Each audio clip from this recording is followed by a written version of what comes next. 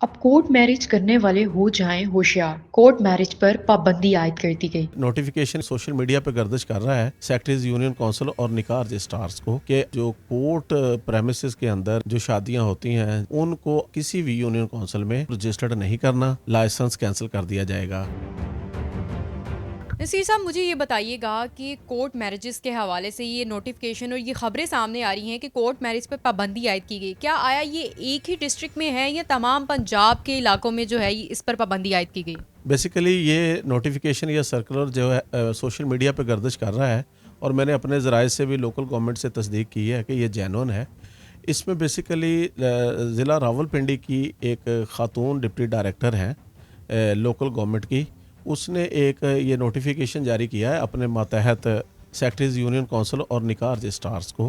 कि आप जो कोर्ट प्रेमिसेस के अंदर या कोर्ट की हदूद के अंदर जो शादियां होती हैं जिनको लोग कोर्ट मैरिज कहते हैं, लव मैरिज कहते हैं या रन अवे मैरिजेस कहते हैं, उनको आपने पूरे रावलपिंडी में किसी भी यूनियन काउंसिल में जो है उसको रजिस्टर्ड नहीं करना। और अगर किसी ने भी ये शादी ऐसी रजिस्टर्ड की तो उसका लाइसेंस कैंसिल कर दिया जाएगा।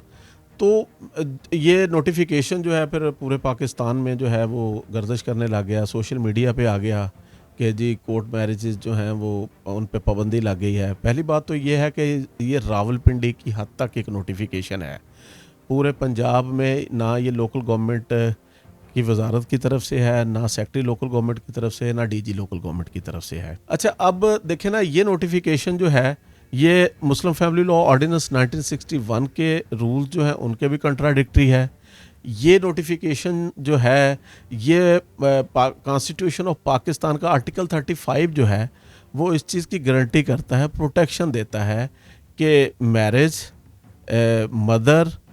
चिल्ड्रन और फैमिली, उसकी प्रोटेक्शन की ज़िम्मेदारी रियासत की है। तो लिहाजा आप जब कोई आकल है, बालिग है, सुई जुरस है, तो आप उसको शादी करने से कैसे रोक सकते हैं। अब इस लोकल गवर्नमेंट की जो डिप्टी डायरेक्टर का जारी करदा ये नोटिफिकेशन है, अब इसकी अथेंटिसिटी या कानूनी पोजीशन जो है वो मैं आपसे जो है शेयर करना चाहूँगा। देखें, जब कानून मुस्लिम फैमिली लॉ ऑर्डिनेंस 1961 जो है ना और उसके रूल्स हैं 1961 के, मुस्लिम फैमिली लॉ ऑर्डिनेंस 1961 के, वो ये परमिट करते हैं कि कोई भी जो है वो दुल्हा या दुल्हन अगर वो आकल हैं, बालिग हैं,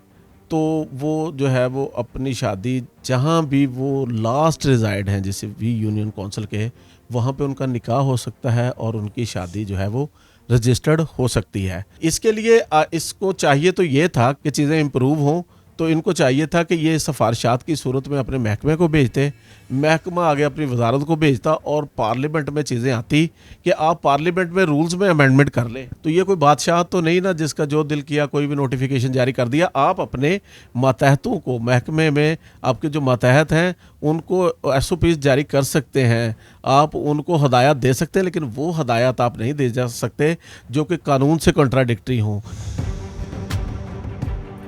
तो मैं यहाँ पे ऐसी शादियों को रोकने के लिए जो है वो मैं ये सुजेस्ट करूँगा कि देखिए, अवेयरनेस से, तालीम से, वालदैन के और बच्चों के दोस्ताना मुरासम और अंडरस्टैंडिंग से, और बच्चे और वालदैन के दरमियान गैप नहीं होना चाहिए, हर बात पे डिस्कशन होनी चाहिए, क्योंकि अगर आप बच्चों के साथ डिस्कस नहीं करेंगे तो बच्चे बाहर किसी से डिस्कस करेंगे। तो लिहाजा ये सबसे बड़ी ड्यूटी वालदैन की है कि बच्चों को अपने लूम में रखें, उनकी अच्छी तरबियत करें, अच्छी एजुकेशन दें। दूसरी ड्यूटी रियासत की है कि रियासत जो है अवेयरनेस के ज़रिए, पब्लिक कंपेन के ज़रिए जो है ये बावर करवाएं कि ऐसी शादियां जो हैं, जो शादियां वालदैन की रज़ामंदी के बगैर होती हैं, ऐसी शादियों की कोई उम्र नहीं होती और माशरे के ख़िलाफ़ जाके आप जब मामलात करते हैं तो वो फिर आपको बहुत सारी हर्डल्स और मसाइल आते हैं। ये चीज़ें जो हैं वो बिल्कुल आप कानून के ज़रिए चीज़ों को कंट्रोल करें, आप कानून के ज़रिए हैंडल करें कि आप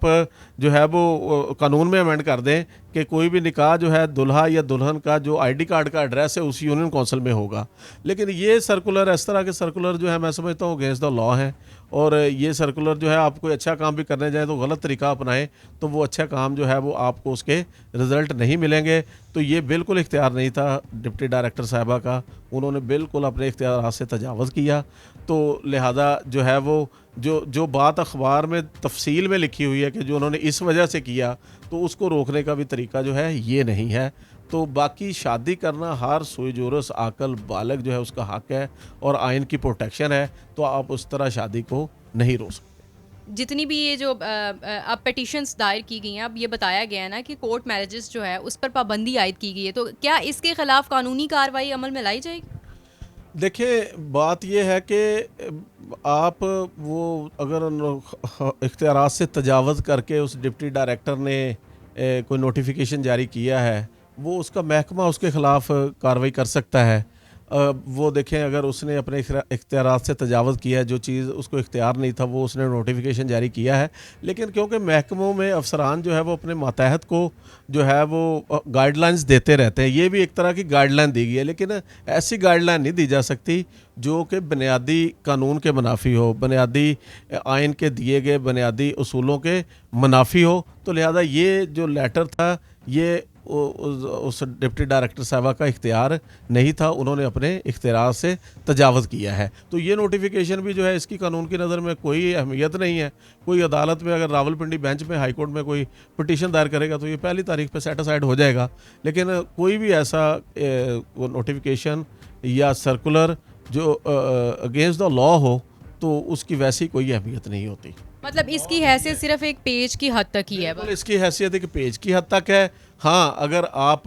कोई ऐसी हदायत जारी करें जो किसी के फंडामेंटल राइट्स को हिट ना करे, कानून को हिट ना करे, तो महकमे की कारकर्दगी को बढ़ाने के लिए, चीज़ों को बेहतर करने के लिए जो भी आप हदायत जारी करेंगे वो तो काबिल पाबंदी होगी आपके मातहतों पर, लेकिन ऐसी हदायत जो आप जारी करेंगे जो कानून के अगेंस्ट हों, जो आइनी उसूलों के तहत या बेसिक लोगों के फंडामेंटल राइट्स के अगेंस्ट हों, तो वो प्रिवेल नहीं कर सकते। तो ये नोटिफिकेशन कि ये बेहैसियत कागज़ के टुकड़े की है और इसकी कोई अहमियत नहीं है।